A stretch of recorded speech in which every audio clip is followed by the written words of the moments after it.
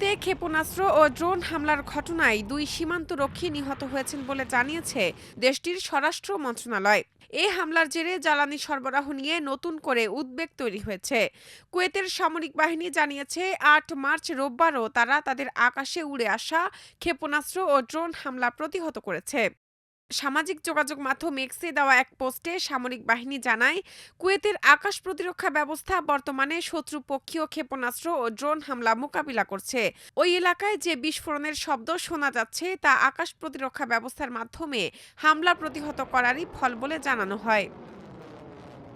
Kuwait আরও জানিয়েছে, Kuwait আন্তর্জাতিক বিমানবন্দরের জ্বালানি ট্যাঙ্ক ও পাবলিক ইনস্টিটিউশন ফর সোশ্যাল সিকিউরিটির প্রধান ভবনে ড্রোন হামলার পর সেখানে আগুন ধরে যায়।